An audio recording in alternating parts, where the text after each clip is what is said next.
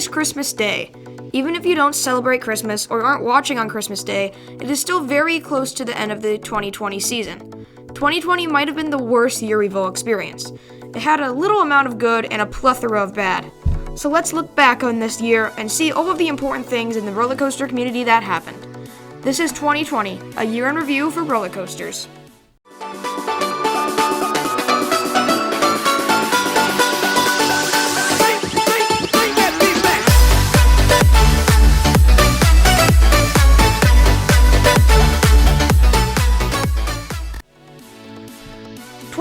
Didn't start out too bad.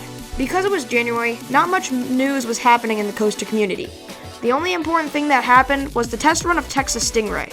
Texas Stingray opened in 2020, and its first test run was in early January. Texas Stingray is one of the best GCIs to date, and is quite a bit different from the others. Most GCIs are compact and have rapid transitions. Texas Stingray was more spread out in the first half and tight in the second half, which caused for some mixed reviews when it opened. Also, more coasters were continuing with construction in January, with Orion, Iron Gwazi, and the yet-to-be-announced Velocicoaster. February had some good and bad. Let's start with the bad. Indiana Beach and Fantasy Island announced their closure in February. During this time, no one really knew what was going to happen. The parks could sit dormant, or someone could buy it in the near future. Many thought that some of the coasters would be relocated to other parks.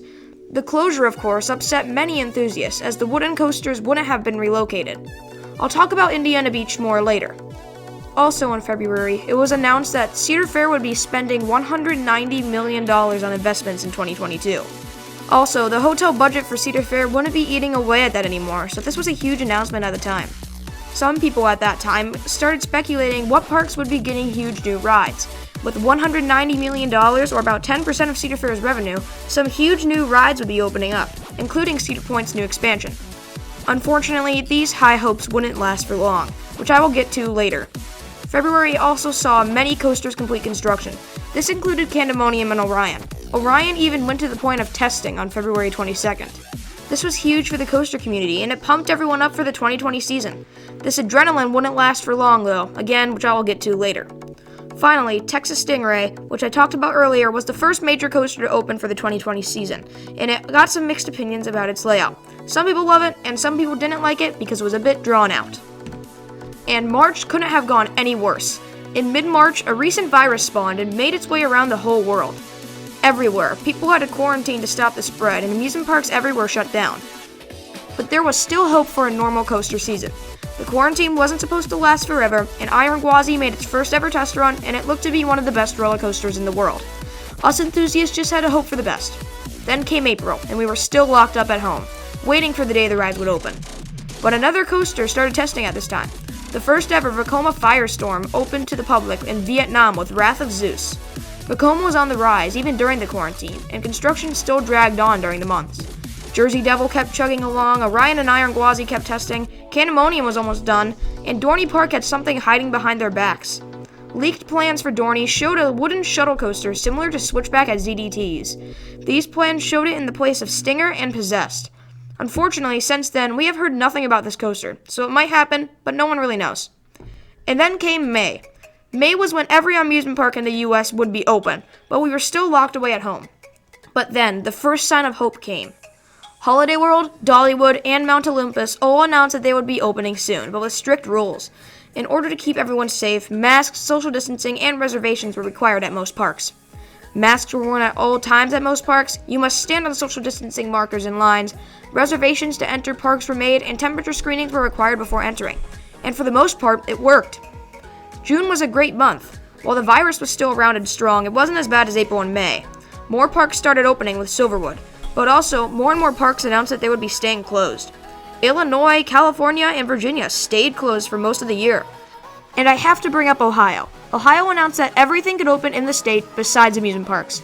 This made Cedar Fair very upset. Everyone's plans for the future were already destroyed, and it was unfair that Cedar Point and Kings Island couldn't open, but everything else was. Cedar Fair eventually started suing in order to reopen, and it worked. Finally, in June, Indiana Beach announced its reopening. That's right, someone bought the park and held a big reopening ceremony during the summer, and it was a huge success. We'll definitely hear more of Indiana Beach in the future. July was a massive month. Every park that would open this year was open. Kings Island opened Orion, Hershey Park opened with Candemonium, a bunch of European parks opened, Kennywood opened. It was a great month in this horrible year. Finally, us coaster enthusiasts could get on the rides they were waiting for. July also brought Intamin's copycat rides. 4 new coasters were announced by Intamin, and they were all pretty similar to stuff we already have. 2 water coasters opened, similar to Mack water coasters. The Vertical LSM coaster was announced, and it was basically a bigger version of a Skyrocket 2. The Hot Racer was announced, and it's just an RMC Raptor. In August, more great news happened. Keys to the Kingdom and Hollywood Nights finally happened. Instead of late May, it occurred in late August, and to rave reviews. Everyone loved Voyage at Night, but Kentucky Kingdom kind of announced a new ride. Kentucky Kingdom is saying that this new ride would be a clone of T3, an SLC. It's actually an RMC Raptor, but Kentucky Kingdom likes to trick us enthusiasts. But with that, no one announced any new rides. Everyone knew why.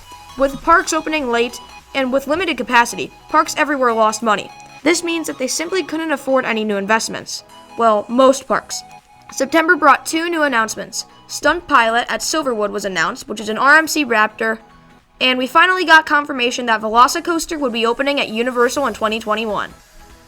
The ending of the year was surprisingly strong. October is usually the last big month in the coaster industry, and this October was pretty weak. Nothing was announced, just more construction on new roller coasters. Not many rides were built or announced because of the huge loss of income during the downtime. November, on the other hand, might have been the biggest month of the whole year. Many different models were announced, including the GCI Titan track. This new track is going to be replacing the old track on Predator next year. The GCI Titan track is basically the same thing as RMC's iBox track, as it can replace old wooden track with new twisty steel track. Also in November, we saw a brand new model from Zamperla. Zamperla announced that they would be taking a spin with the Extreme Spinning Coaster, similar to Mack rides. These coasters are intense, fun, and a very crazy experience, and it's something to get excited for. Another Extreme Spinning Coaster will be opening in 2021 at Plopsaland, which continued construction in November. Finally, 2 new coasters are announced to open next year. One is Big Dipper, the first ever Intamin hot racer coming to Luna Park in Sydney, Australia. Big Dipper is compact and is sure to be a great fit for Luna Park. A big shock was that Quimera, a roller coaster that closed due to an accident, would be relocated to Indiana Beach. No one saw this coming, especially because Indiana Beach just reopened, but they are building this next year. December was pretty large as well. Yet another Zamperla model was announced. This time, Zamperla will be adding inversions to their motorbike coaster. This will definitely be unique, as being in that position while inverting will be a very odd experience. Alabama Adventure also confirmed that they will be receiving a water ride for the 2021 season. And big news came from Wallaby Belgium. Track work was finished on Conda, the new mega coaster coming to Wallaby Belgium, and we got some pretty good pictures and videos on the ride in action. So even if 2020 was an awful year, we have to admit some good happened in the community. We saw brand new rides open, new models announced, and some shocking news from the industry.